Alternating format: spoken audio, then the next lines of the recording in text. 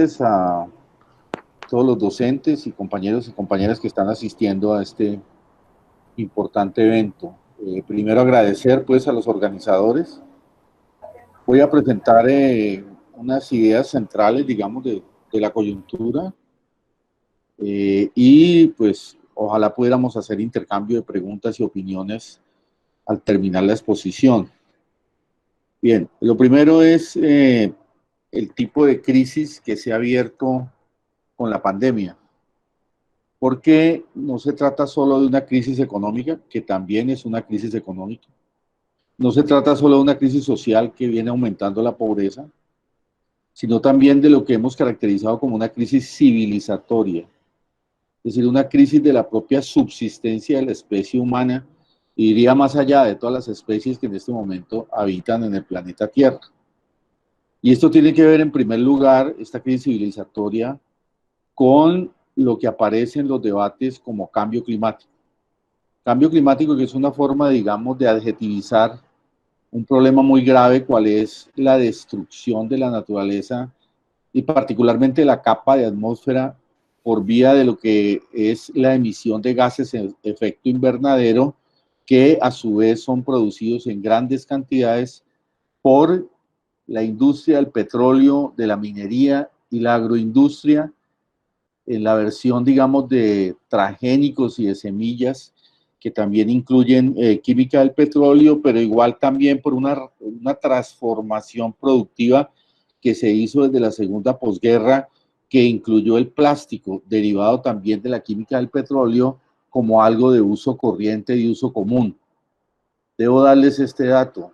En un año hoy, después de todo este proceso pues, de transformación de la producción, y en aras de un productivismo y una generalización de la producción de mercancías, nosotros destruimos o contaminamos más el planeta que lo que hicieron nuestros abuelos en todo el siglo XIX. Es decir, hemos llegado a unos niveles gigantescos de contaminación del planeta, y pues quienes saben de este asunto, los científicos que permanentemente pregonan sobre este asunto, nos están alertando sobre que estamos llegando al punto límite del mismo. Más aún, Naciones Unidas ha reconocido, el grupo de investigaciones de Naciones Unidas sobre este tema, o sea, sobre el tema ambiental, ha reconocido que de seguir esto así vamos a llegar a un punto, insisto, de algo ya irreversible a la vuelta de pocas décadas. Bien, ese es el punto de partida de lo que está apareciendo hoy en medio de esta crisis, en medio de la pandemia, porque asocio con el tema de la salud. eh, Está confirmado también por Naciones Unidas que más del 90% de las enfermedades que no son infecciosas dependen de precisamente del mal ambiente, y esto fundamentalmente en espacios urbanos. Es decir, asocia, uno puede mostrar el cuadro incluso de crecimiento de enfermedades el siglo XX, y verá que desde la generalización de la química del petróleo cada vez es mayor el número de enfermedades de este corte. Es decir, que la mala respiración, el mal ambiente está condenando a muchas familias y mucha población, muchas franjas poblacionales en el mundo a una situación dificultosa para el sostenimiento de la salud. A eso se liga problemas nutritivos, la concentración de la riqueza que hace que hoy tengamos millones de personas en hambre física, y obviamente pues eso baja las defensas y produce también enfermedades.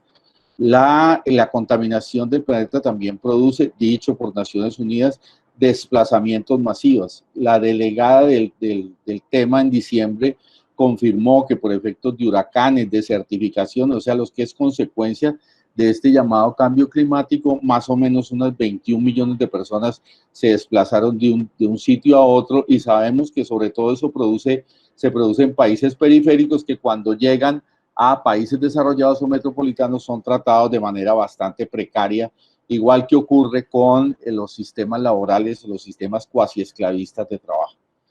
Ese es un primer punto, pero igual está confirmado también que fue la generalización de la agroindustria, el monocultivo, con grandes desarrollos tecnológicos, que hizo incursiones en zonas selváticas, particularmente China, Asia, que aquí está programado también en el caso de la altillanura, entraron en zonas boscosas y selváticas y eso terminó produciendo una irrigación, digamos, una diseminación de patógenos que no eran asimilados por comunidades humanas, y eso obviamente se regó rápidamente por efecto de lo que hoy son los sistemas de transporte y los sistemas de velocidad de transporte que a nivel internacional.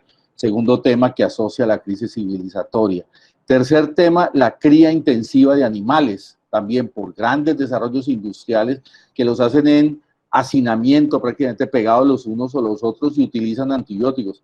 A mí particularmente me llamó muchísimo la atención el caso que vi de que el 70% de los antibióticos hoy los utilizan en este tipo de crías, fundamentalmente pollos y cerdos, que terminan obviamente con el tiempo virus desarrollando defensas que terminan, digamos, generalizando procesos de virus y bacterias que resisten a los antibióticos y terminan generalizando esto que vimos. Es decir, agroindustria, cría masiva de animales, extractivismo, generalización de producción petrolera, destrucción del cambio, destrucción de la atmósfera que se presenta como cambio climático, es parte de todo este contexto. Y quiero decir una cosa más a nivel introductorio que se está discutiendo muchísimo a propósito de si vacuna, no vacuna, y es que cuando vivimos el SARS, o sea, el H1N1, hace aproximadamente 6, 7 años, médicos y saludistas del mundo buscaron a las multinacionales para investigar, porque eran recursos de algo que ellos preveían y que decían en poco tiempo, si esto no lo desarrollamos, vamos a vivir pandemias. Y las multinacionales prefirieron seguir invirtiendo e investigando en temas que no son las pandemias, en temas de lucro, mercado, en temas de soluciones individuales, de problemas de ansiedad o de problemas estéticos, ¿no? Prefirieron eso a investigar en las pandemias. O sea que también hay una responsabilidad de lo privado en salud, del llamado Big Pharma, por la mercantilización tan fuerte y el negocio de las patentes que termina también produciendo este tipo de cosas, para no insistir también en los sistemas de salud precarios, mercantilizados, que aquí se llama Ley 100 y que sabemos pues todo lo que eso significa y que ha terminado por producir una incapacidad absoluta de los sistemas de salud para resolver el tema de la vida de muchos en muchas poblaciones y en muchos sitios del mundo. Bien. Ese es el contexto, digamos, para insistir en que no solo es una crisis económica, obvio que también es una crisis económica, insisto, pero es mucho más allá. Y es una crisis histórica y es una crisis que coloca, valga la redundancia, en dificultades al conjunto de la sociedad y que nos obliga a pensar en clave de humanidad y en clave de salida en la pospandemia, en temas de humanidad, en temas de priorizar en una sociedad, priorizar las necesidades básicas antes que necesidades artificiales, de intentar organizar el mundo, y de hecho eso ya se está hablando muchísimo, la posibilidad de coordinaciones internacionales para defender el derecho a la investigación contra pandemias, el derecho a la salud por encima de cualquier otra consideración, la necesidad de integrar presupuestos públicos, patrimonios públicos, proyectos de largo alcance con comunidades científicas que permitan que esta situación a la cual estamos abocados ahora no se repita, con esta angustia pues de la muerte que nos ronda cotidianamente y que significa todo el confinamiento y todo lo que estamos padeciendo la mayor parte de la humanidad en el actual momento. Ese es, digamos, el sentido del asunto. Eso en el caso colombiano grafica una lucha muy fuerte contra el extractivismo. Es decir, el modelo nuestro está montado sobre ingresos de divisas en petróleo y minería, extractivismo. Y eso, además de que destruye territorios y que obliga a una solidaridad de los sindicatos, de los trabajadores, de los pobres, con ese tipo de territorios y de poblaciones que están siendo desplazados, de poblaciones territorializadas que están siendo desplazadas. Además de eso, plantea también una disputa contra el tema del extractivismo, ahora que nos tienen en el caso pues del fracking y demás. Por eso asociamos toda esta discusión general de la humanidad con el enfrentamiento particular al modelo en Colombia de el extractivismo y la generalización del petróleo. Imaginen ustedes que a pesar de todo lo que está pasando, incluso a pesar de que estamos en una crisis económica donde los precios del petróleo y los precios del fracking están en el piso, siguen sacando los decretos de emergencia, ya voy a tocar ese tema de los decretos de emergencia, siguen sacando los decretos de emergencia favorabilidades fiscales y favorabilidades de inversión al fracking y a la producción de petróleo. Es decir, estamos en contravía de eso y estamos por una salida distinta energética, es parte de una salida distinta a el tipo de sociedad que actualmente tenemos mercantilizada, que nos permita también discutir, porque la energía es producción y estamos por producción de necesidades básicas con sistemas energéticos democráticamente decididos por la población y que no sea simplemente un cambio de petróleo por producción de energía solar a gran escala para que lo sigan manejando los grandes grupos financieros a la manera como se está programando ahora en el caso de La Guajira y en otros proyectos ambientales que se están desarrollando también mercantilizados por grandes grupos financieros. Estamos porque lo energético sea parte de solución de necesidades, como intenté presentarlo ahora. Y en la solución de necesidades, pues obviamente que la producción de las mismas y las formas energéticas deben ser discutidas socialmente.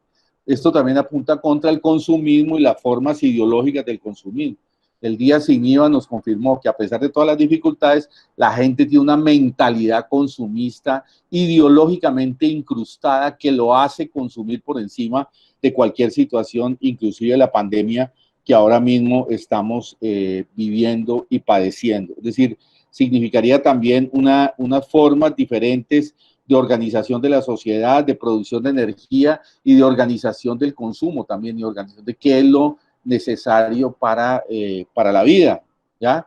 Porque el mercado ha logrado incluir, digamos, en la cotidianidad, en lo que llamaba Gramsci el sentido común, ha logrado incluir que es más importante usar zapatos Nike que cualquier otro zapato o tal desodorante, o sea, lograron convencer a la población de que las marcas son parte de una identidad personal y de un estatus social que es importante referenciarlo hacia el futuro. Entre otras cosas, les digo de paso, yo que estuve en el tema pedagógico, hay un gran pedagogo popular o pedagogo alternativo norteamericano que se llama Henry Giro, que ha trabajado muchísimo este tema de mercado, marcas, identidades colectivas, lo que llama él como pasiones inquietantes en un libro de aproximadamente hace 20 años y ha mostrado cómo eso de alguna manera también es parte de la cultura contemporánea y las formas de expansión masiva del consumismo.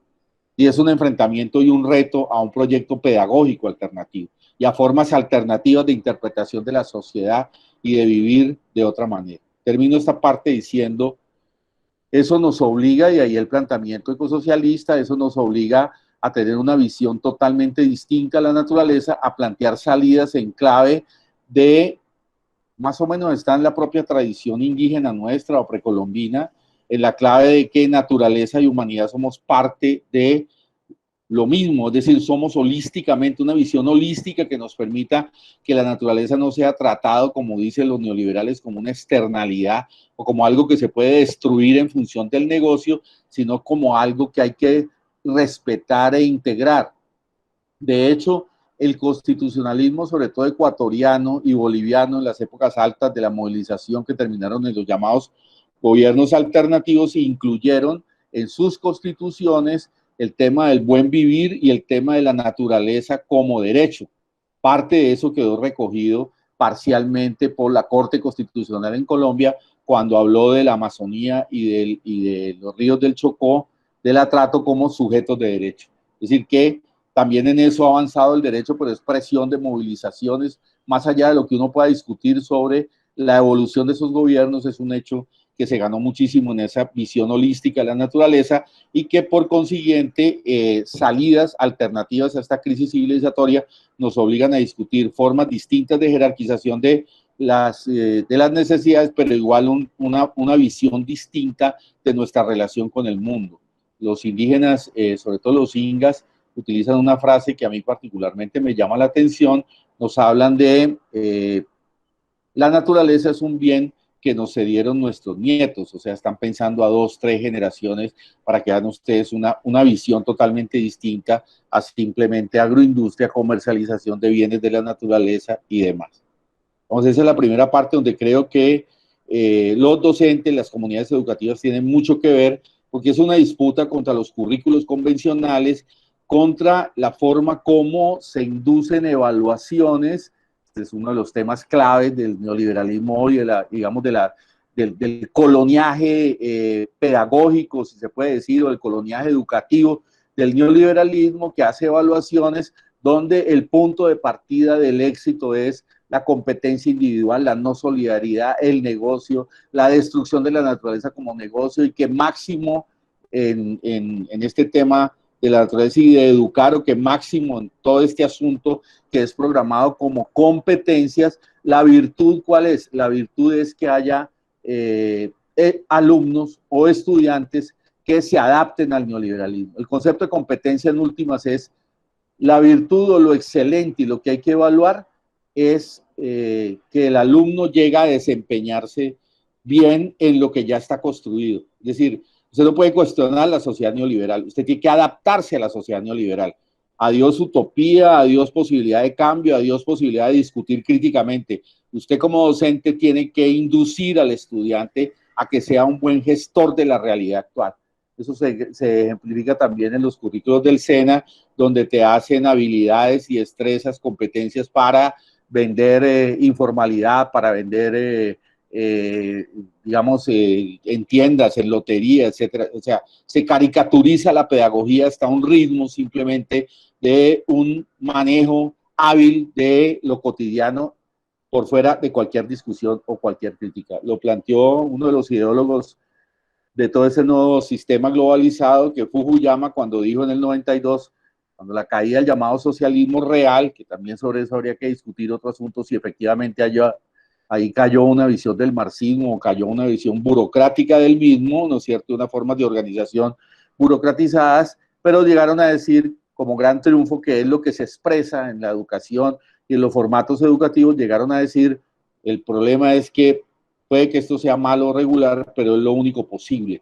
O sea, el posibilismo del capitalismo. El capitalismo es lo único posible, y la gestión neoliberal de las crisis capitalistas es lo único que existe, gústenos o no nos gustes. No hay alternativa, ese es el centro del discurso neoliberal. Ustedes pueden estar disgustados, ustedes pueden hacer lo que quieran, pero no hay alternativa, no hay opción alternativa, es más o menos lo que hay que empezar a discutir, y sobre todo en época de pandemia, cuando está demostrando y graficándose semejante crisis del neoliberalismo, pues es algo que hay que salir a enfrentar ideológica y culturalmente. Bien, esa es la primera tesis que quería desarrollar, y la segunda es esta. Estamos en un momento en donde nos están manejando, porque aquí hay otra discusión, ¿no? Muchos compañeros dicen, pero ¿qué va a pasar después de la pandemia? Mi preocupación es qué está pasando ahora en la pandemia, porque tenemos un presidente que por vía de decretos de emergencia económica está cambiando las leyes laborales. Yo no sé si vieron ustedes la gravedad del decreto que abre prácticamente la contratación por horas, que va a un recorte todavía mucho mayor de derechos, y además que las voces de los grandes gremios del capital en Colombia están diciendo que eso ya quede como ley, que eso se generalice después de que salgamos de la emergencia económica. Decretó por vía de emergencia, sacó la privatización de activos, o sea, ya el documento fiscal o el documento de programación presupuestal de largo plazo, que llama marco fiscal de mediano plazo, que lo acaban de expedir la semana pasada, ya oficializa la privatización de ISA y la venta de otro porcentaje de Ecopetrol para recoger aproximadamente 22 billones de pesos en medio de la crisis. O sea que vamos a privatizaciones, vamos, y ya les mostré, vamos a una reducción de derechos, vamos a unos recambios muy fuertes, digamos, desde el punto de vista institucional, para reducir todavía mucho más la calidad de vida de la población. Es decir, están haciendo y deshaciendo con los decretos de emergencia. Están haciendo prácticamente una nueva constitución, una nueva ley, unos nuevos decretos, una nueva orientación, y todo esto pegado a los grandes lobbies empresariales. Prácticamente que uno ve que cada decreto tiene un reconocimiento o un favorecimiento a grupos, a grandes grupos empresariales. Pongo otro ejemplo, tengo la manía también por pedagogo, también soy educador de universidad pública, de colocar ejemplos. Entonces, en el mismo decreto, el 811, donde se establece la privatización de Ecopetrol y la privatización de ISA, colocan también la posibilidad de que el Estado ayude a empresas en crisis comprándoles acciones. Eso tiene un nombre propio, eso es Avianca, porque no podían salvar a Avianca directamente con presupuesto público por una razón, porque Avianca tiene personería jurídica en Panamá y además está en ley de quiebra en Estados Unidos. Entonces lo que van a hacer es que le van a comprar parte de las acciones, y supuestamente Avianca las debe devolver en un tiempo, o sea, las debe volver a entregar a determinado precio en un tiempo. Eso se llama pacto de recompra en el derecho comercial.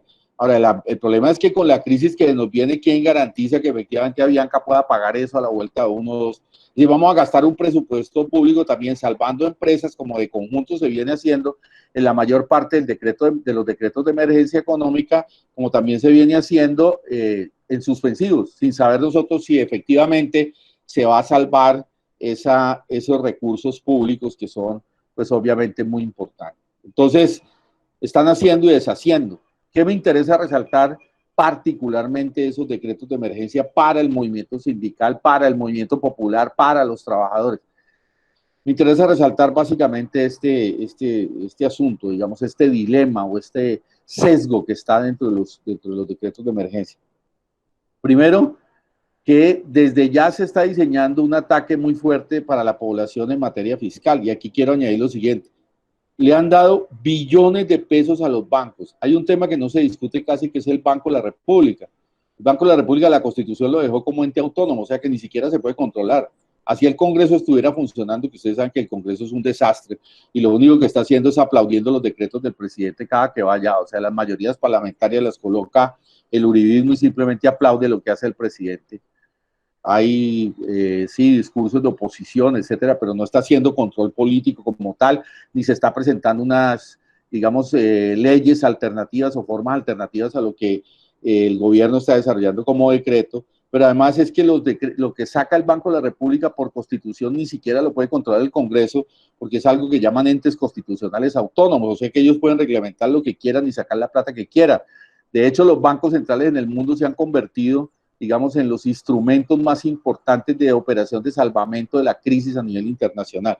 Ustedes no imaginan lo que está emitiendo el Banco Central de Estados Unidos, o sea, la Reserva Federal de Estados Unidos, en billones y billones de dólares para salvar la crisis, comprándole títulos a los privados, comprando títulos de deuda pública, haciendo una operación de salvamento a gran escala, emisiones a gran escala.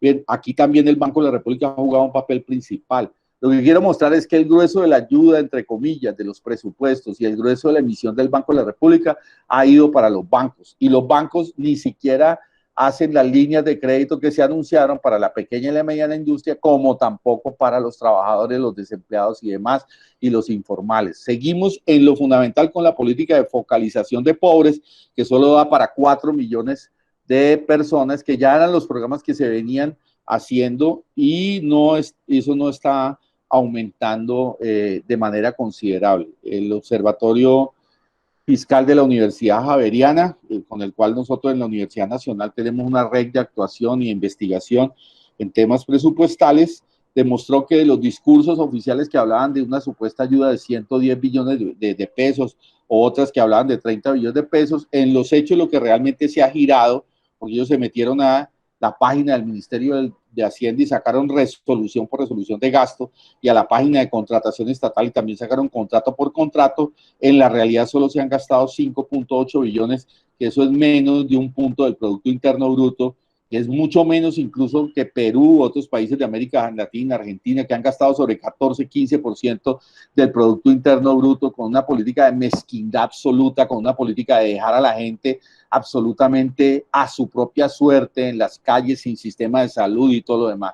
Es una política que grafica una mezquindad hacia el conjunto de la población y una bonanza de recursos, insisto, no solo por la vía presupuestal, sino también por la vía del Banco de la República sobre operaciones de salvamento de las grandes empresas. Creo que eso hay que denunciarlo hasta el cansancio, porque efectivamente el dilema hoy de los trabajadores y de la población es cómo logramos sacar políticas conjuntas, y cuando nos dicen que no hay recursos, incluso ya nos anunciaron una nueva reforma tributaria para el año entrante. Ahí es muy probable que vayan a subir el IVA al 19%, como fue el intento anterior que hicieron al iniciarse este gobierno. Nos están hablando más o menos de una reforma tributaria de 2 puntos del PIB, que son más o menos 20 billones de pesos, y eso ya empezaron a decir los técnicos del gran capital, que eso hay que sacarlo de aumentar los IVAs, ¿ya? Entonces va a ser una política de austeridad, privatización de activos, ya les dije, más una nueva reforma tributaria en semejante situación en la que estamos, y con una población bastante desprotegida en las calles. Luego, cuando nos dicen a nosotros, yo particularmente estoy de acuerdo con el tema de la renta básica, es decir, que por lo menos durante la pandemia, la acepto durante la pandemia, es decir, que en los próximos meses haya un salario mínimo, como fue presentado por la bancada plural del Congreso, pero acompañado por informes de universidades, de franjas de opinión democrática, que haya una ayuda de un millón, o sea, salario mínimo familia para 7 millones de familias en el próximo periodo, da más o menos un monto de gasto que no es mucho y que tenemos que mostrar que efectivamente sí hay recursos, si hubiera una voluntad política de un gasto presupuestal y de una forma de actuación del Banco de la República, o sea, de giros que vayan directamente a la población para efectos de la renta básica. Entonces, un tema que es muy importante para los trabajadores, segunda tesis que quería presentar, es que efectivamente, concluyendo este punto, la gestión neoliberal de la crisis del gobierno ha sido favorable a los bancos y al gran capital, que combina también con un plan de ajuste que ya empezaron a desarrollar, no solo es post pandemia, sino que ya empezaron a desarrollar, que va a significar más reformas tributarias, más castigos tributarios sobre la población, más reducción del gasto público, más reducción de la calidad de vida y al mismo tiempo también va a significar nuevas reformas, sí, nuevos castigos tributarios, sobre todo sobre la calidad de vida de la población. Y al mismo tiempo mostrar de que la reivindicación de la renta básica sí es viable porque sí hay recursos. O sea, si hubiera otra disposición política del gobierno, tendríamos la posibilidad de una renta de esas características. Bien, tercer punto que quiero tocar, que es muy importante, es el asunto de lo que se nos viene también en el marco mismo, o en el diseño fiscal, con la deuda externa. Quiero combinar tanto el punto anterior como este de la deuda sobre lo que afecta a los trabajadores en general y a los trabajadores del sector educativo en particular. Entonces, ¿cuál es el diseño del marco fiscal de mediano plazo? Ese es el documento, digamos, que el gobierno saca y actualiza cada año para seguir diseñando más o menos lo que es el grueso de la política económica en general del país y particularmente la presupuestal, que es lo que más nos interesa en este caso. ¿Qué es lo que se planteó? Ustedes saben que el funcionamiento de la economía depende mucho de la inversión extranjera. Y esa inversión extranjera, por eso toqué el tema del extractivismo al principio, esa inversión extranjera, fundamentalmente, mayoritariamente en Colombia, es petróleo y minería, ¿ya?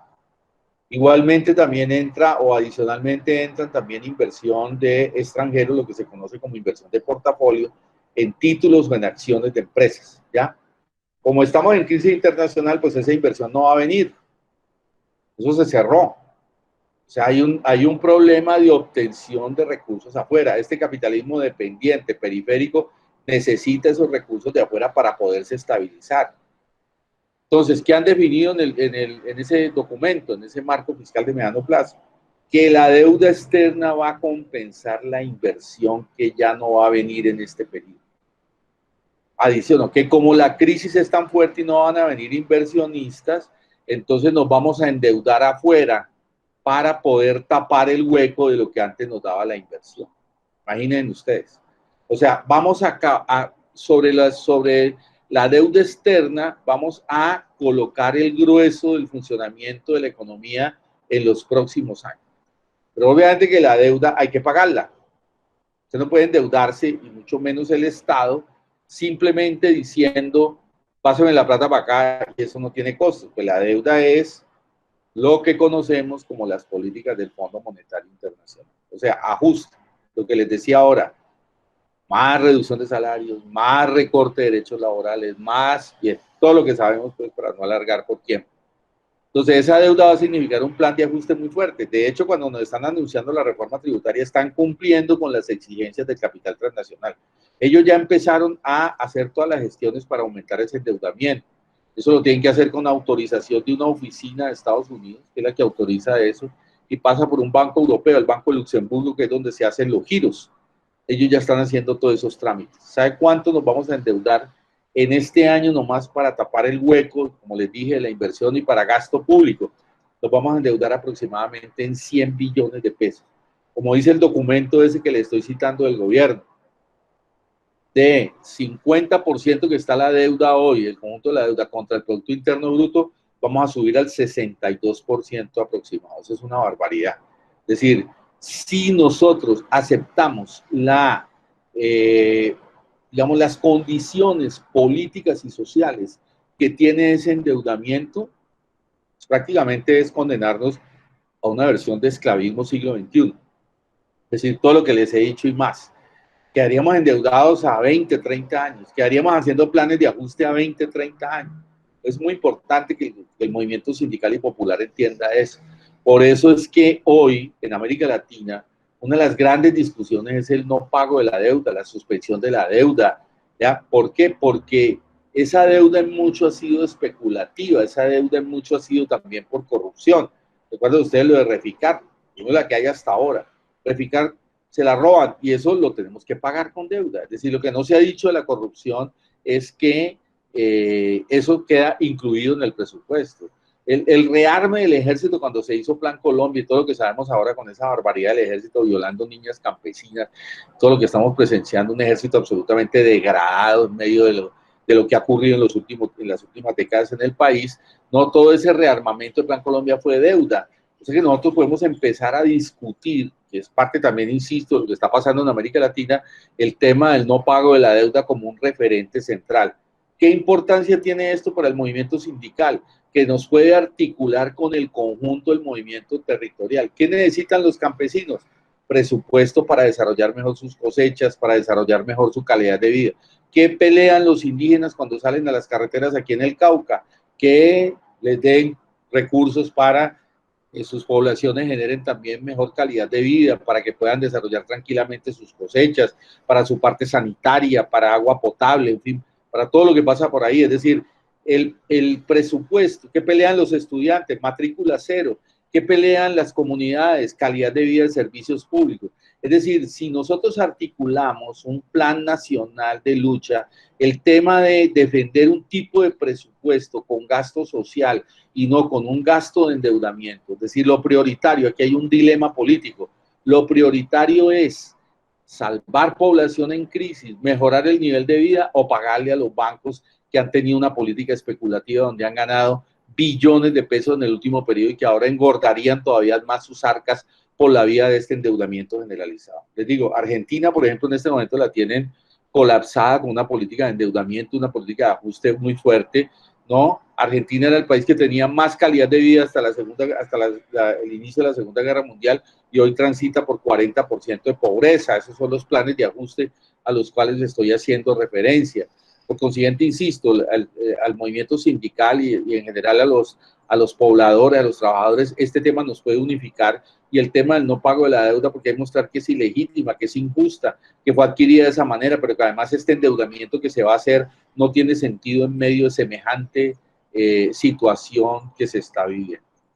Cuarta tesis que quiero presentar, el tema de los educadores propiamente, es decir, lo que se viene o lo que se está desarrollando en el sistema educativo, en una particularidad, digamos, dentro de lo que es el ataque a la población en general.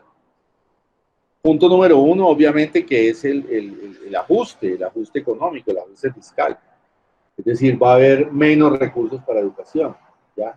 Si tú tienes que pagar cada vez más deuda, o si tú tienes un presupuesto que básicamente va hacia salvar empresas y salvar bancos, pues cada vez va a haber menos plata para la educación, ¿ya? Por consiguiente, si cada vez hay menos plata para la educación, las nóminas hay que recortarlas, los contratos de los docentes tienen que ser término fijo. Les pongo un ejemplo que es de universidad pública. La Universidad Nacional, yo trabajo en la Facultad de Derecho y el grueso son contratistas. O sea, los de nómina somos muy pocos. Por ejemplo, yo para llegar a nómina me tocó esperar como 15 años, ¿ya? Y ofreciendo pues buenos resultados y balances y evaluaciones y todo lo que sabemos, ¿ya? Esto grafica lo que es lo que va a seguir siendo desde el punto de vista del ajuste en el sector educativo. Otro tema muy importante, el aumento de coberturas, que lo vienen practicando desde hace rato, ¿ya? Entonces es más coberturas por docente, ¿no? Reducción de materias, que ya lo hicieron en primaria con Edufísica y con artes, es decir, que lo siguen de alguna manera, porque la idea es producir más con menos recursos, y lo que de alguna manera afecta también desde el punto de vista pedagógico y curricular toda esta ofensiva estatal. Y entonces anoté a propósito de ello el asunto de la reestructuración curricular en dos planos. Primero, algo que seguramente ustedes deben conocer, que es el tema de, yo lo toqué más por el lado del 2036, o sea, lo que se nos viene con toda la política educativa que pega a todos los niveles educativos y en el cual el SENA se vuelve muy importante. De hecho, el SENA le dan bastantes recursos y la idea es que el SENA forme, digamos, haya un proceso de formación por competencias curriculares, donde lo importante es que el estudiante salga directamente al mundo del trabajo. O sea, hay una precarización del conocimiento artístico, científico, cultural, por la vía de fortalecer básicamente competencias para el mundo laboral. Es una visión empresarial, pero de una empresa, digamos, a un sistema económico precario, un sistema económico que no es de grandes alcances desde el punto de vista productivo, sino que es tan solo yo formo para que usted salga a lo que se conoce como los discursos oficiales como pertinencia, ¿no? Yo formo para lo pertinente, y si lo pertinente es un mundo de trabajo precario, contra eso también sacaron la ley del primer empleo que da más o menos este tipo de formación hasta los 28 años, o sea, da la aplicación de este tipo de formación hasta los 28 años.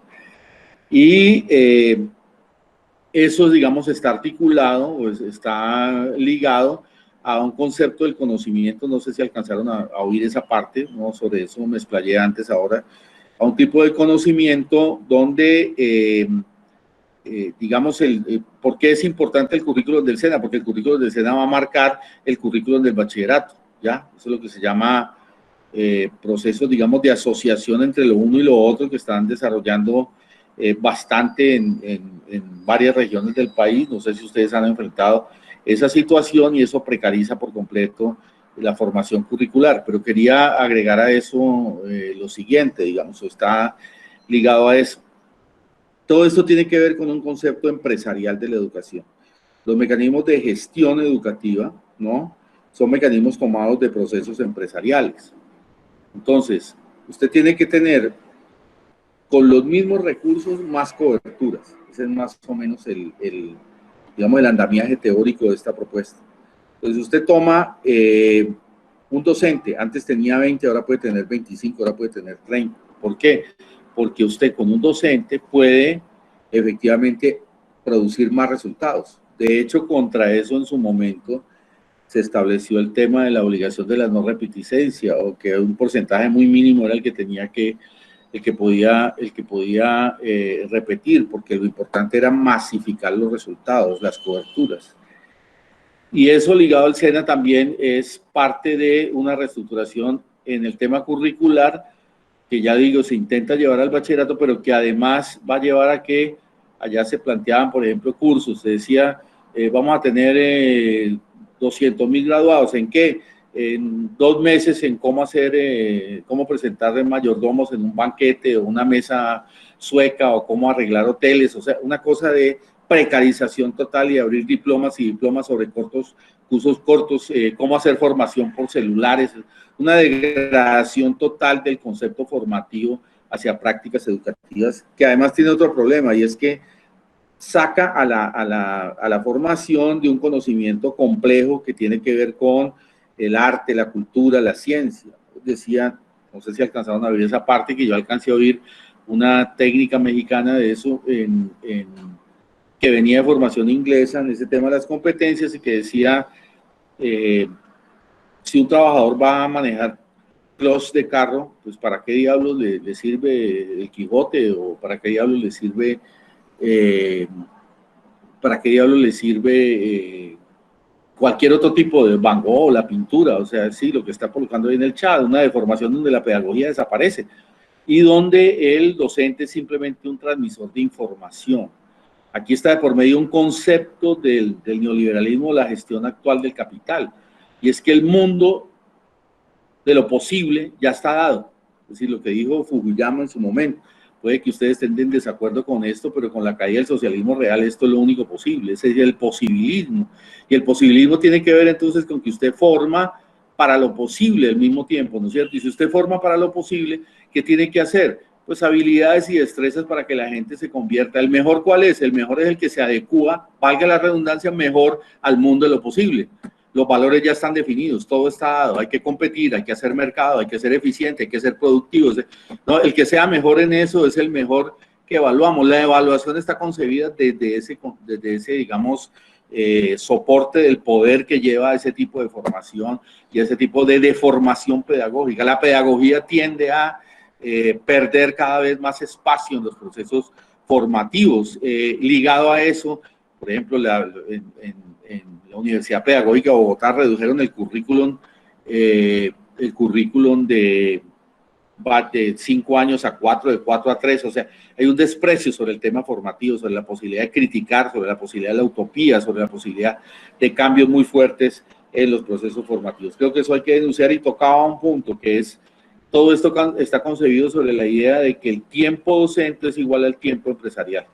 Entonces, así como usted lleva una máquina, organiza a los trabajadores y produce más en menos tiempo, si antes producía una gaseosa en 2 minutos, ahora tiene que producir en 1 minuto y cronómetro, usted también tiene que gestionar educación y producir más y más en menos tiempo. Es llevar el tiempo empresarial al tiempo formativo, y resulta que el tiempo formativo o el tiempo de la formación cultural o de la formación científica, de la formación artística y demás es inverso al tiempo empresarial. ¿Por qué? Porque se puede pasarse toda una vida discutiendo, digamos, un tema. Les decía, por ejemplo, usted empieza a discutir Cali o Buga, entonces usted empieza a discutir cómo fue la conquista, y luego de la conquista tiene que discutir quiénes la financiaron, cómo eran los bancos de la época, cómo era la monarquía, etcétera, etcétera. O sea, usted tiene una cadena, es decir, es oceánico, por decirlo de alguna manera, es decir, cada vez que usted entra en un tema, se va profundizando y va necesitando más y más y más.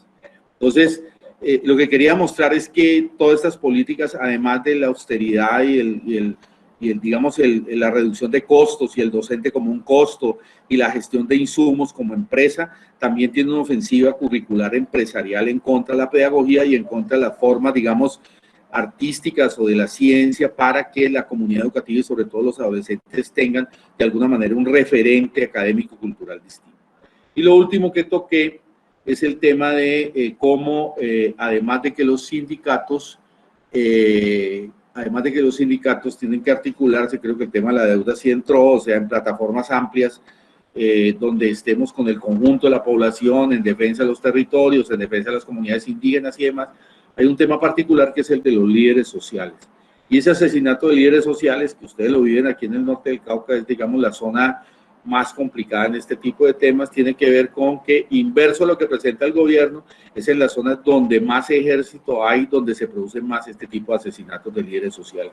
Y eso a su vez está enmarcado en un contexto de política general del uribismo que filtra el gobierno de Duque, donde ellos siguen en la concepción del enemigo interno que viene pues desde las teorías comunistas, cuando se firmaron la Escuela de las Américas y todo lo que es el proceso de control del Comando Sur, que incluso ya tiene presencia directa aquí en el territorio en el marco de una diplomacia militar en contra de lo que de alguna manera se oponga a la política de seguridad interna de Estados Unidos y a la política en general de seguridad norteamericana en la región, donde Colombia juega un papel decisivo. Resaltaba el hecho de que Colombia hace más o menos 10 días fue el único país que en Naciones Unidas votó con Trump contra los palestinos, cuando ahora Israel decidió tratar de desplazar más todavía a los palestinos, que ya le han quitado mucho territorio del 68, de la famosa guerra relámpago de los años del año 68, donde el sionismo empezó a actuar con plenas potencialidades, obviamente apoyado por Estados Unidos a gran escala. El ejército que más ayuda directa recibe de Estados Unidos, el segundo es Colombia, ¿no? Cuando una política militarista imperial de este corte va contra el pueblo palestino, un pueblo bastante acorralado históricamente en las últimas décadas, pues Colombia acompaña eso, al igual que acompaña una diplomacia militar con bases militares y con presencia militar directa en la región. Es decir, que estamos en un problema, es que el proceso de paz no solo sufrió una mella muy fuerte por efecto de la derrota del plebiscito, sino que además con el gobierno de Uribe se preserva una política que debió cambiarse, porque parte de los acuerdos era tratar de conseguir un ejército que tenga otro tipo de doctrina, otro tipo de comportamiento, que además se acompaña con la degradación que estamos presenciando de la violación de niñas y en general de violación de mujeres, que ahora ha salido a la luz pública. Son 144 aproximadamente, de los cuales no se ha investigado la mayoría. Es decir, un ejército que preserva el terror de Estado. Eso afecta directamente asesinato de líderes sociales, porque están en zonas donde todavía el peso del paramilitarismo y las bandas ligadas al narcotráfico y demás sigue siendo muy fuerte, y un ejército que se ha degradado al punto pues de que toda esta campaña nacional e internacional en contra de los feminicidios habría que acompañarlo también de una denuncia, de un castigo muy fuerte de lo que pasaba en los ejércitos, pero también de pugnar, es esto tiene que ver también con una lucha en el terreno de los derechos humanos muy fuerte, de pugnar por encontrar un tipo de solución distinta a las formas represivas actuales, que incluyen, en el caso de las ciudades, el ESMAD, como lo estamos presenciando pues en los desplazamientos de vivienda, aquí mismo en Cali, en Bogotá, donde los desplazamientos son acompañados de fuerte presión militar. O sea que el tema del asesinato de líderes sociales, el tema de garantismo, el tema de derechos de opinión, debe ser también parte de esa política de un gran frente político y social que también plantee para efectos de la deuda externa y de los ajustes fiscales, en el caso concreto de los derechos humanos. Bien, muchas gracias, compañeras y compañeros. Era lo que quería presentar, porque lo había presentado más elaborado, no sé si quedó grabado en la otra versión.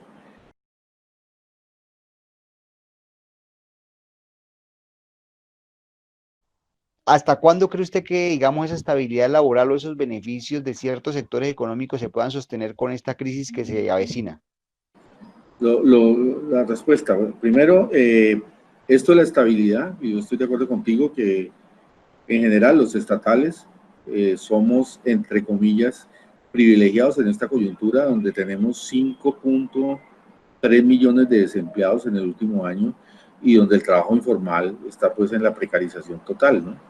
Entonces, estamos presenciando una situación muy desfavorable para la mayor parte de la población, y por eso creo que el tema de la renta básica la debemos acompañar, para mostrar que nuestro propósito no es tan solo lo corporativo y lo salarial nuestro, sino que tenemos vocación hacia las comunidades educativas y en general hacia el conjunto de la población, porque sería un mecanismo transitorio para resolver muchas angustias que en este momento están padeciendo, y además con un problema adicional, es que creo que no están dando los datos de todo lo que está pasando con la pandemia y cómo está creciendo en este momento. Ahora vi los datos, estamos casi que a 200 muertos día, y las contaminaciones aumentan, y los test, es decir, los resultados son muy precarios con relación a lo que está pasando, porque aquí los test son un ínfimo porcentaje de lo que se debiera estar haciendo. Entre otras cosas, eso también debilita mucho las políticas preventivas frente a la pandemia. Pero quiero agregarte, por ejemplo, en zonas como el Chocó, en zonas como la Amazonía colombiana, es decir, en Leticia, estamos presenciando prácticamente un etnocidio, y no solo en la parte amazónica colombiana, sino también en la brasilera, en Manaos, y en Perú, en Iquitos, lo que grafica que la pandemia en muchos es una pandemia de la pobreza, ¿no? Lo que pasó también en Estados Unidos, un país que tiene 27 millones de gente por fuera del sistema de seguridad social, lo cual lo hace pues profundamente gravoso, y esa es la gente que mayoritariamente murió. Entonces, digamos, el sentido nuestro debe ser mucho más de reivindicación amplia del conjunto de la población, que exclusivamente solo lo nuestro, sin desconocer que las luchas nuestras, obviamente, las corporativas y las salariales son muy importantes, es la calidad de vida nuestra y de nuestras familias. Pero digo, actuar en clave de formar frente a las urgencias de la pandemia y frente a lo que se está desnudando como crisis de salud, como crisis de incapacidad del capitalismo de solucionar los elementos básicos de la población, las necesidades básicas de la población, pues es muy importante actuar en esa clave.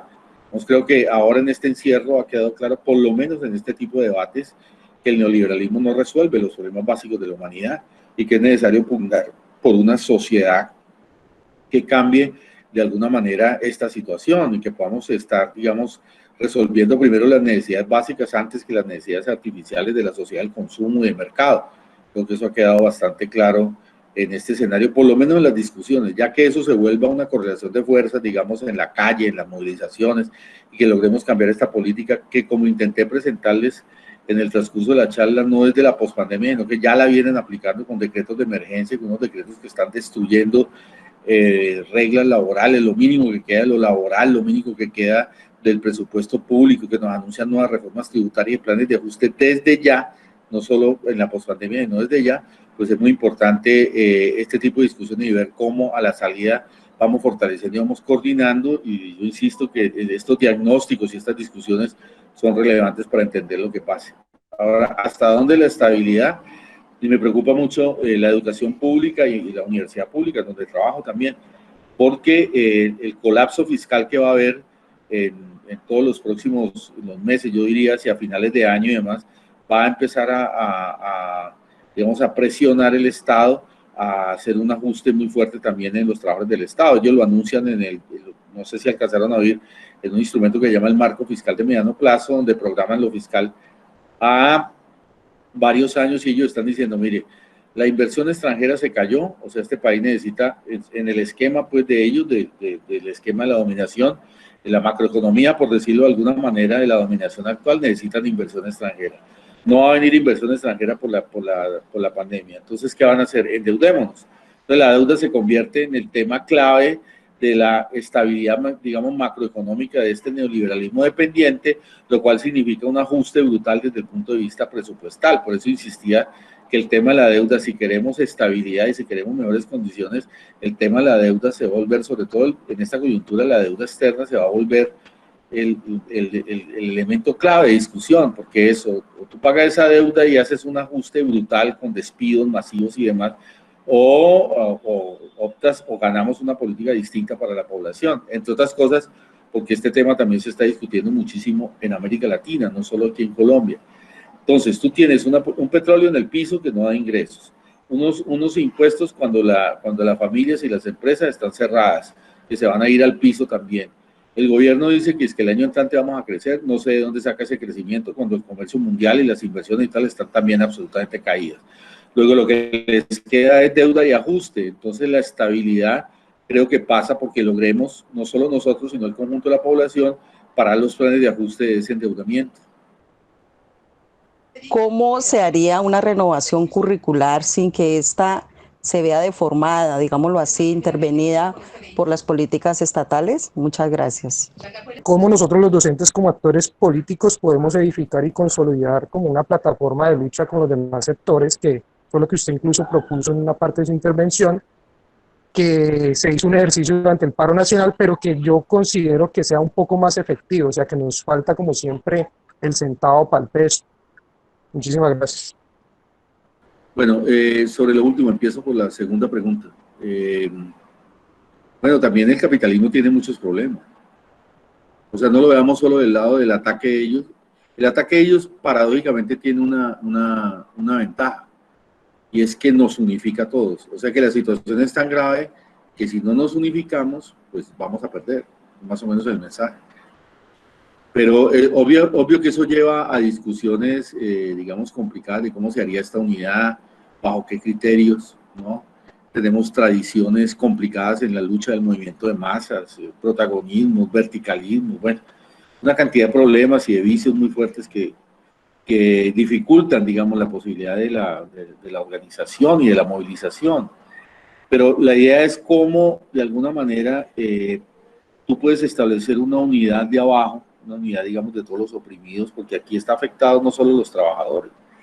Es decir, la deuda, como les decía, afecta a los campesinos, afecta a los indígenas, es decir, la gente está quedando sin plata en todas las regiones, está quedando sin salud, se está quedando sin educación en muchas partes.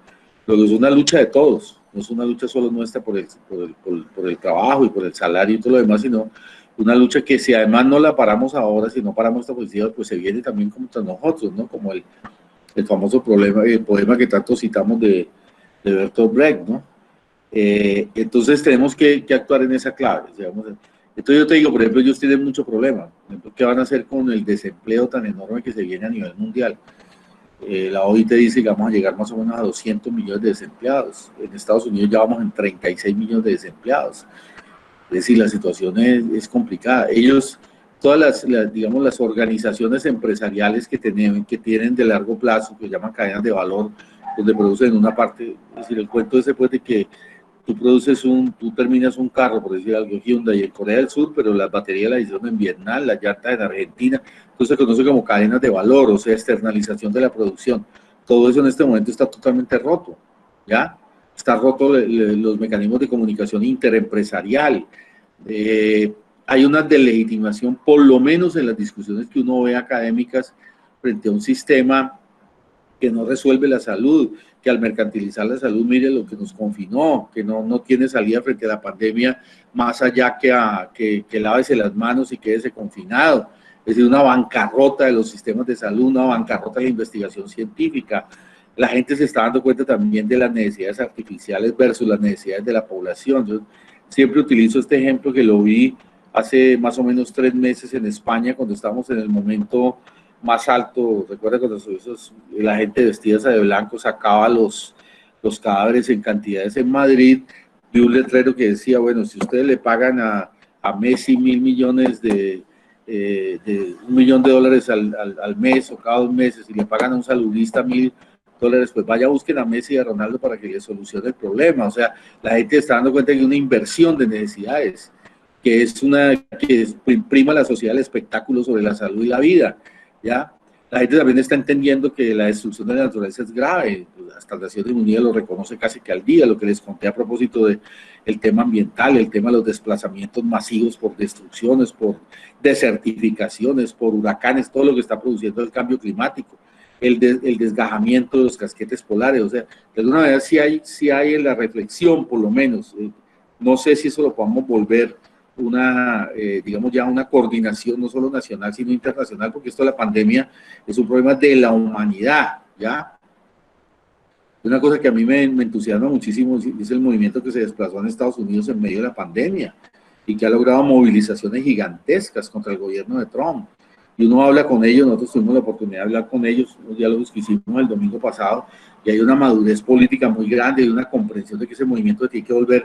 Lo que estoy tratando de plantear ahora, no solo un movimiento de afro, sino un movimiento del conjunto de los oprimidos, de los latinos, de los migrantes, pero también del sindicalismo blanco, que está integrado a las estructuras del Partido Demócrata, ¿ya? Entonces ahí empiezan a aparecer también aspectos de madurez, pues, para no tocar un mensaje apocalíptico. Si uno de alguna manera resalta lo que está haciendo el capital, es porque efectivamente eso es lo que está ocurriendo, pero digo, yo creo que hay esperanzas en la potencialidad y en lo que se está viviendo en medio de la crisis, y obviamente que tendríamos que ver cómo darle continuidad a lo del 21 de noviembre y cómo actuar en clave, vuelvo a decir, de un espectro muy amplio. El sindicalismo, desafortunadamente, y tenemos que aceptarlo, es una parte muy pequeña de la población, incluso de la población trabajadora, no solo de la población en general, de los barrios pobres, de los informales, etcétera, que son los que también podrían acompañar una gran movilización de este tipo, sino en general en el mundo del trabajo. O sea, hoy hay una cantidad de gente en Rappi, en la economía informal, en la economía, la llamada economía naranja,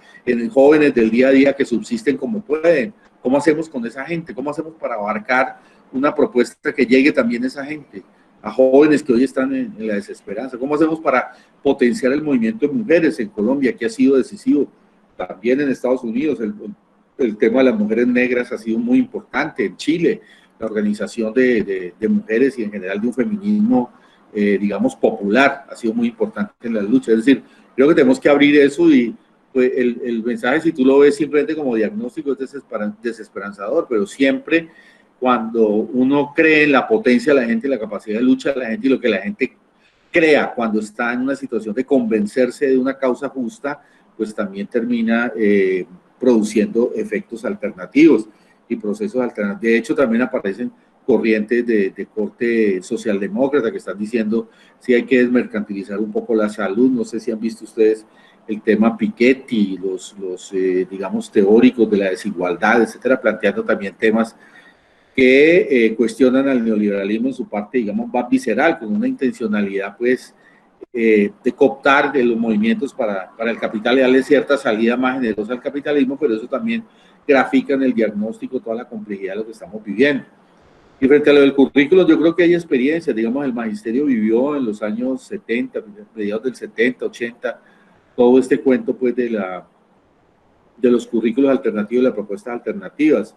Bueno, está toda la tradición de la educación popular brasilera, está toda la tradición de la pedagogía alternativa y de resistencia en Estados Unidos, en Centroamérica, digamos, y está, digamos, un concepto, ese tipo de educación sirve mucho porque muestra que el tipo de formación disciplinar que nosotros tenemos aísla a el estudiante de lo que de lo que es el trabajo, o lo que es el territorio, o lo que son las realidades territoriales o sociales de la población. Creo que ahí en clave de resistencia al territorio, los docentes podemos colocarnos en una discusión sana con las comunidades educativas de que la educación es para potenciar toda esa, digamos, esa capacidad de resistir que se puede dar frente a este modelo en los territorios, en el mundo del trabajo, y que no está desligado lo uno a lo otro. Es decir, que este concepto disciplinar de que la ciencia está parte de la vida, de que la ciencia está parte del trabajo, está parte de las necesidades del campo, del territorio y demás, hay que romperlo y hay que volver a una tradición, digamos, vygotsquiana del trabajo como constructor de pensamiento, y de que las escuelas y las universidades no tienen el monopolio del conocimiento, sino que en las resistencias y en lo que hace la gente en sus, digamos, en sus actividades cotidianas y demás, también hay conocimiento. Y hay conocimiento de tradiciones étnicas, indígenas, negras, por ejemplo, de discusiones de ello frente a la naturaleza, frente al agua, frente a la vida, que hay que recoger. Es decir, hay que salir de una educación pluriétnica que solamente ve lo étnico como algo ahí, sí que hay que ayudarle, y que hay que ver cómo nosotros los occidentales, de alguna manera, una visión de antropología positivista que viene desde la Segunda Guerra Mundial, cuando se crea, desde la Segunda Posguerra, cuando se crea la etnografía y demás, algo así que no, como que nosotros le vamos a ayudar a esos pueblos a introducirlos en el terreno de la cultura, etcétera, ¿ya? Cuando realmente ahí hay una riqueza conceptual y de tradición histórica muy fuerte que es necesario involucrar en los currículos, y es necesario hacer currículos híbridos donde efectivamente la nacionalidad colombiana, que hasta constitucionalmente está reconocida como pluriétnica y demás, se incorpore de verdad en las discusiones curriculares. Vuelvo a decir, como una huella importante en los currículos, no solamente como una cosa ahí pues de ayudémosles, pobrecitos, y que entonces reconozcamos sus artesanías, ¿no? Sino como una, de verdad, como una complejidad social articulada, ¿no? Entonces, eso es, creo que es un debate muy importante en el mundo de hoy, y obviamente que también tenemos que propender por acceder a los niveles punta de la ciencia y demás. O sea, no nos pueden seguir tratando como algo secundario, de lo que les decía, ¿no? A la pertinencia de un mundo de trabajo precario, sumémosle la pertinencia de una educación precaria. Yo diría por ahora eso, ¿no? Pero pues obviamente que esto es un tema mucho más largo, ¿no? Por ejemplo, contra la familia patriarcal, eso es un tema que hay que estar en los currículos, tiene que estar en las escuelas, contra la violencia, contra la idea de que la muerte, por ejemplo, lo que ha pasado en Colombia, que la guerra terminó banalizando la muerte. O sea, que aquí ya hasta los noticieros, los muertos ya son una cosa de la última noticia. Es decir, esto pasa en los pueblos que han tenido que vivir la guerra de manera secular y de manera constante. Lo discutieron mucho, sobre todo en la post-Segunda Guerra Mundial en Europa, cuando pues después de que pasó toda esa tragedia, los campos de concentración, los bombardeos masivos, cómo crear una cultura de la vida nuevamente, cómo volver a hacer crecer a las nuevas capas juveniles y adolescentes e infantes en una nueva visión de la vida, en un nuevo concepto de derecho a la vida, donde la vida vale.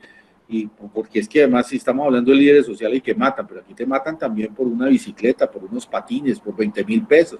Es decir, se ha vuelto un tema general de la cotidianidad, y por consiguiente la cultura de la vida, la cultura antipatriarcal, la cultura antirracista, la cultura de los derechos de los pueblos, la cultura democrática, la cultura de una convivencia pacífica donde podamos expresar nuestras divergencias sin que se nos constriñe la opinión. Todo eso es parte de una escuela alternativa y de un currículum alternativo. ¿Cómo es, Daniel, la posibilidad de tramitar la agenda que tiene FECODE con el gobierno, que es el tema del SGP, de cambiar el sistema de participaciones, sí, en esta coyuntura, en esta panorámica de crisis sistémica, crisis económica y social, si esa propuesta es viable, la ve realizable o no? Sí, correcto. Yo creo que esa reivindicación es central, ¿no? El sistema general de participaciones. O sea, Si usted me preguntaran lo más democrático que tuvo la Constitución del 91, yo soy muy crítico a la Constitución del 91, sobre todo lo que tiene que ver con el capítulo económico, porque creo que todo ese tema de Banco Central, la forma como se hacen los presupuestos, quedó en manos de una tecnocracia neoliberal, sobre todo el tema de la moneda. Pero desde el punto de vista del gasto social, lo más democrático fue el 356 y el 357, que era el situado fiscal y las participaciones municipales. Por eso debemos aceptar, pues una gran derrota nuestra fue el acto legislativo del 2001 del Sistema General de Participaciones, porque ahí quedó recortado y ya no crece, saben ustedes, por porcentaje del presupuesto, o sea, por ingresos corrientes, sino que crece tan solo por inflación. Y eso significó, yo he visto los cuadros, sobre eso hay divergencias. En la Universidad Nacional hicimos un cuadro de seguimiento con la Facultad de Economía, pero ha habido otros, incluso hasta el Instituto Liberal de esa época, hay un personaje que después fue al DANE, pero más o menos, palabras más, palabras menos, del 2001 para acá, o sea que está, porque recuerden que el acto legislativo al principio se dijo que era hasta el 2008 y luego lo alargaron. ¿Ya? O sea que del 2001, que además grafica mucho pues el doble juego de los parlamentarios, que los parlamentarios votaron, sobre todo los de Cámara, que son más, digamos, más responsabilidad con los entes territoriales, votaron eso como transitorio y dijeron que en el 2008 volvían a colocar el tema de la Constitución, o sea, la versión de la Constitución de crecimiento por ingresos corrientes. Insisto, que era como el punto democrático del gasto social en la Constitución. ¿Qué ocurrió?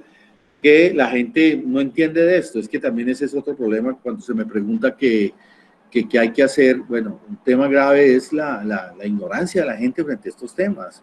O sea, ¿cómo hacemos para que estos temas sean de la discusión del día a día y no simplemente una reivindicación de los trabajadores educativos, los trabajadores de la salud? Porque nosotros podemos mostrarle a la gente en los municipios, incluso hablando con alcaldes de municipios pequeños, cuánto han perdido en la posibilidad de hacer hospitales, escuelas, en pagar mejor los docentes y demás, por lo que significó el ajuste del Sistema General de Participaciones, que entre otras cosas fue exigido en el acuerdo con el Fondo Monetario Internacional de 1999, o sea que también permite mostrar la injerencia del capital extranjero y el peso de estas instituciones financieras. Pero les decía que más o menos el cálculo es que se han perdido 100 billones de pesos del 2001 para acá. Usted sabe lo que se puede hacer en hospitales, lo que se puede hacer en agua potable, porque a mí las participaciones tocaban agua potable, o en salud, ahora que estamos en tantas dificultades con la salud. Miren que en Chocó no hay una UCI, no hay un centro de salud, igual en la Amazonía. ¿Cuánto se hubiera podido hacer con ese dinero? Es decir, hay que mostrarle a la gente ahora en la pandemia y demás la importancia de recuperar ese artículo constitucional, los artículos constitucionales, que es el planteamiento de FECODE, ¿no? Porque eso de alguna manera no solo beneficia a los docentes, sino beneficia a el conjunto de la población. Creo que hay que presentarlo. Yo sigo insistiendo en eso, o sea que desbloqueemos lo corporativo, abrámonos a una cosa democrática amplia con el conjunto de la población, seamos líderes, de alguna manera lo podemos hacer, tenemos el conocimiento mínimo, tenemos las capacidades, tenemos la ventaja de que nuestra profesión es el conocimiento en el día a día, en el tener que estar trabajando con la gente, tener que estar trabajando conocimiento y demás. Tenemos esa ventaja que es difícil en el conjunto de la población en Colombia, que la tienen pues en un estado de sumisión y de ignorancia absoluta, ¿no?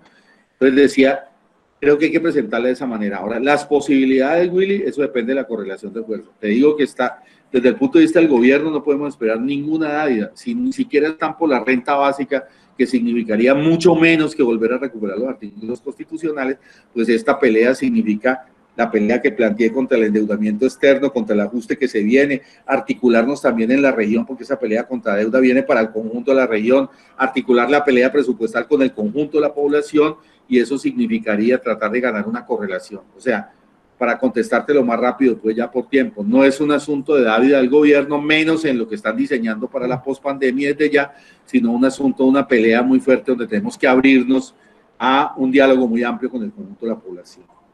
¿Qué hace este gobierno en medio de una pandemia que niega a la población a expresar su desacuerdo? Listo, ¿qué está haciendo el gobierno en medio de la pandemia? Pues está aprovechando que estamos confinados para sacar decretos que cada vez son más graves para el conjunto de la población.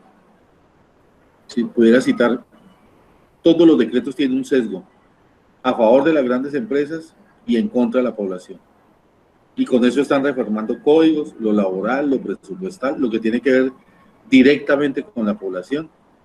Y están salvando empresas y están haciendo una política de favorecimiento sobre todo a los bancos. Los grupos financieros son muy importantes. Yo diría que también tenemos que articularnos a un debate que empieza a darse a nivel nacional de cómo es posible que los bancos han recibido una cantidad de dinero, les bajaron la tasa de interés de colocación y sin embargo siguen cobrando unas tasas de interés altísimas y siguen cobrando cuando se debió suspender incluso la tasa de interés por el colapso que estamos y la parálisis de la pandemia.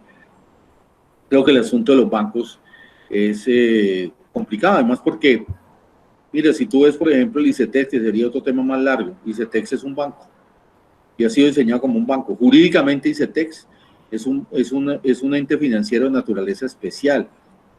Por eso tiene arrinconadas una cantidad de familias en las universidades. O sea, el tema de lo financiero va mucho más allá de simplemente los bancos y está capturando cada vez más espacios vitales de la población.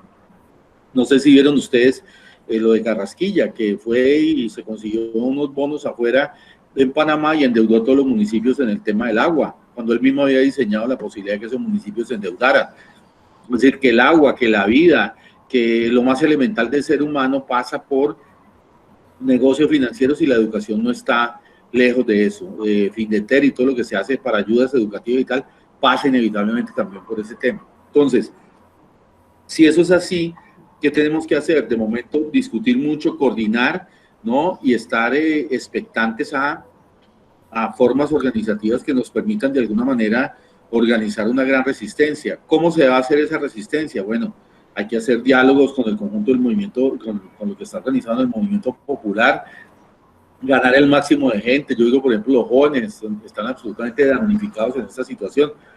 Por ejemplo, antes de las cifras de desempleo de ahora, nosotros teníamos 11% de desempleo, que ustedes saben que es una cifra mentirosa, que las estadísticas la hacen de manera mentirosa, pero teníamos 21% de desempleo de jóvenes. O sea, ¿qué quiere decir? Que si ahora estamos en el 21% de desempleo, los jóvenes pueden estar en el 30 y pico de desempleo. ¿Cómo hacer con esos jóvenes que están en la desesperanza absoluta? Es decir, ahí hay espacio para colocar reivindicaciones que son muy importantes y que creo que en esa perspectiva podríamos encontrar salidas en la pospandemia y los docentes encontrar salidas muy importantes. Podría dejar por ahí